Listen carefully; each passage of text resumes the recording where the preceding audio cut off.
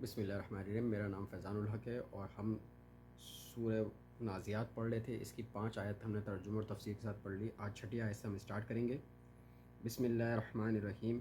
یوم ترجف الراجفہ،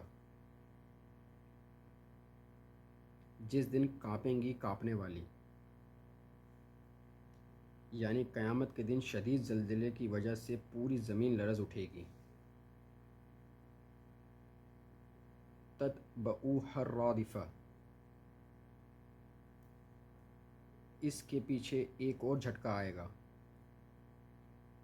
قلوب یومئذ واجفہ، کتنے ہی دل اس دن خوف کے مارے دھڑک رہے ہوں گے۔ اس سے نفخہ ثانیہ مراد ہے، جس کے بعد سب مردے دوبارہ زندہ ہو جائیں گے۔ ابصارها خاشعہ،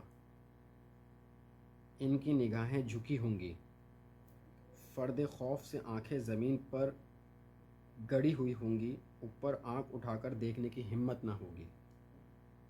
یقولون انا لمردودون فی الحافرہ، یہ لوگ کہتے ہیں کیا ہمیں لوٹا دیا جائے گا الٹے پاؤں۔ انکار کرنے والے کہتے ہیں کہ کیا مرنے کے بعد ہمیں پھر سے زندہ کر دیا جائے گا۔ اَإِذَا كُنَّا عِظَامًا نَخِرَةً، کیا جب ہم کھوکھلی ہڈیاں ہو چکے ہوں گے۔ قَالُوا تِلْكَ إِذًا كَرَّةٌ خَاسِرَةٌ، کہتے ہیں تب تو یہ لوٹنا بہت گھاٹے کا سودا ہوگا۔ قیامت سے متعلق خبروں پر وہ لوگ طنزیہ انداز میں ایسے تبصرہ کرتے تھے۔ فَإِنَّمَا هِيَ زَجْرَةٌ وَاحِدَةٌ، حالانکہ یہ تو بس ایک ہی ڈانٹ ہوگی۔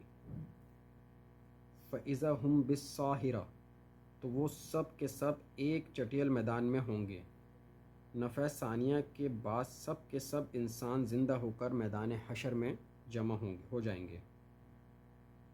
هل اتاک حدیث موسیٰ، کیا آپ تک موسیٰ کی خبر پہنچی ہے۔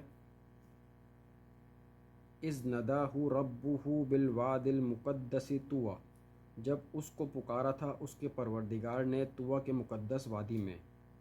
یہ واقعہ سورہ اعراف، سورہ طٰہٰ، سورہ قصص میں بہت تفصیل سے بیان ہوا ہے۔ یہاں اس چھوٹی صورت میں اس کا ذکر نہایت اختصار کے ساتھ آیا ہے۔ صدق اللہ العظیم۔